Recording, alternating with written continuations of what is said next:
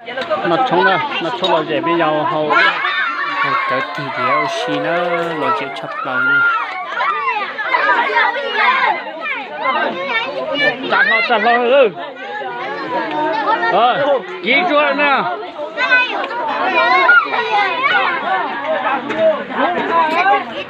Lý Minh Mê cái đó bây giờ xí nè thôi Lý Tân tới gần thế Lý Minh Mê đi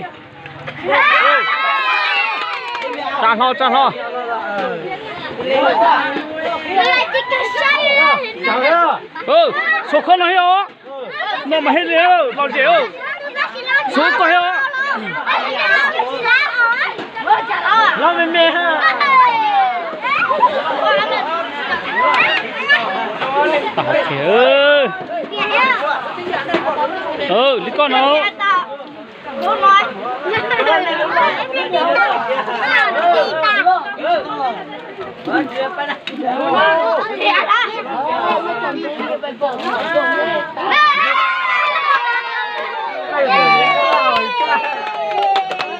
có lý có hậu trả đi nữa có lỡ là hậu kia nóอยู่lý chỉอยู่hậu chứ nè Hai mai giống thất chế thổi in nữa.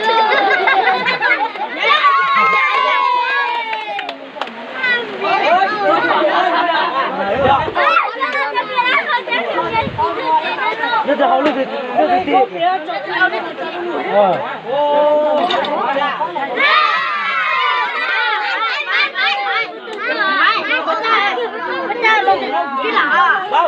đi đâu cố luôn thôi kìa chỉ là hậu rồi không sát tiểu đó bây giờ ra lên chị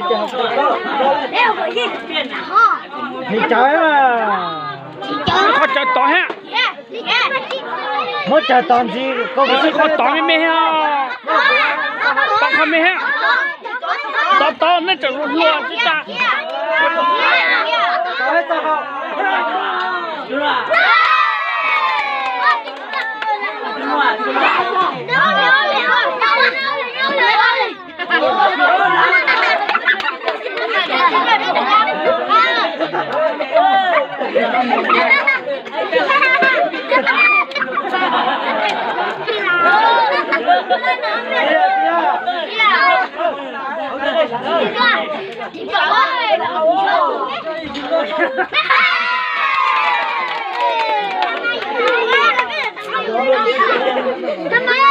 nó hay là chở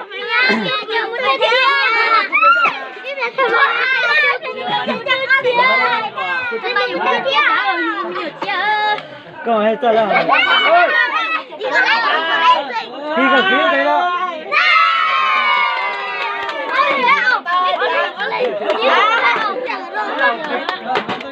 cái này đó anh cha lên từ hậu á anh cha lên từ hậu á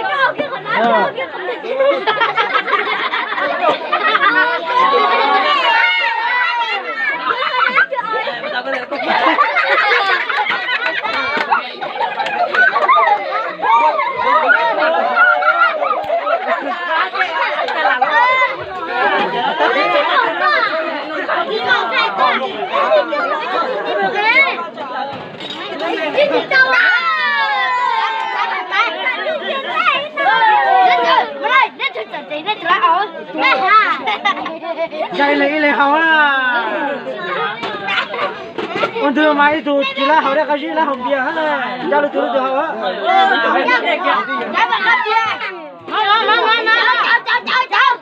nó hay là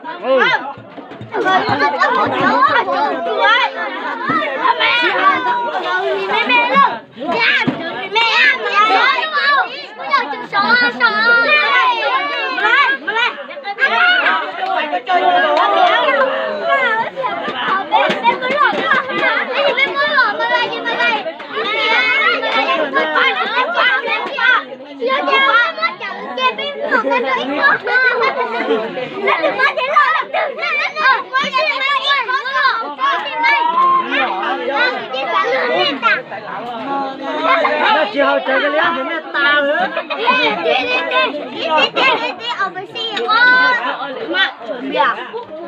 chở à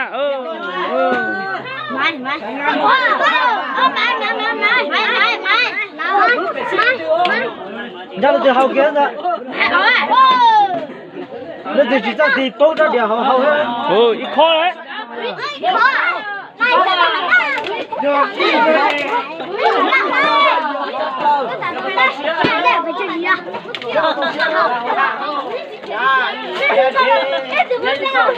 Nó thế này nó chỉ chơi chút trò cho.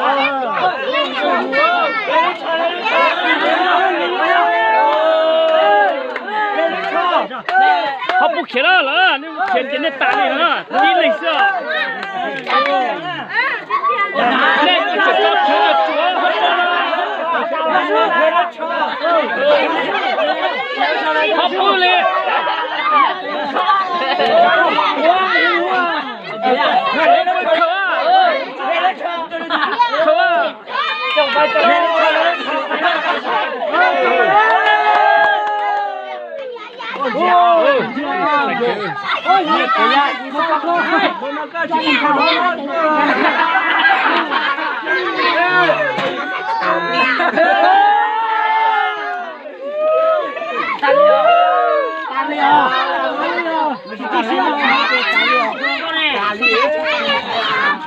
？Phải hôm nay đây thế, là nó chỉ gì của phải xí nữa. Bạn chỉ sợ kẻ nhá. Chúng ta đi chưa? Ta lên nè. Thảo nè, đây là trả lo. Chỉ kia nữa nè. Giờ biết trả lo á, họ cho nên mà cái chỉ phú chỉ đi là họ. Đây chúng ta lên rồi. Sợ kẻ trẻ với giải đó. Ôi nó khó tao. Chơi ra đã tới cái. Nó đi chỉnh chi của nó đấy.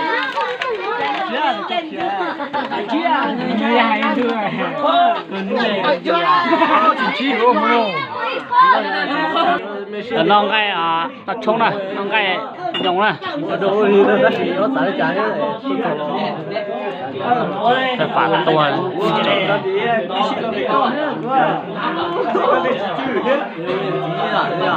dịch cái là chỉ sai sót đó.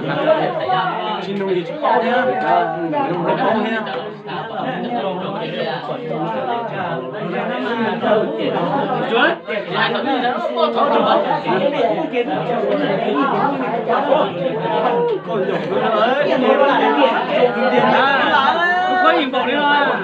Giờ thì cũng suốt của chế độc vuông thì cũng nhỏ ấy cơ. Ta chỉ quỳ thì chờ lúc coi thế này. Không là. Không biết đi sửa ra. Đi nhá. Không đi này. Chán được.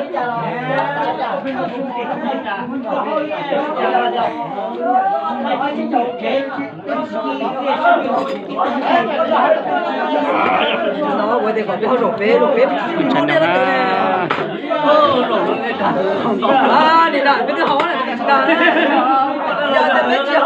Giờ biết chưa học biết thì có hố mà hiểu biết đào á. Cái đây có không biết chưa không mà. Cái này nó cô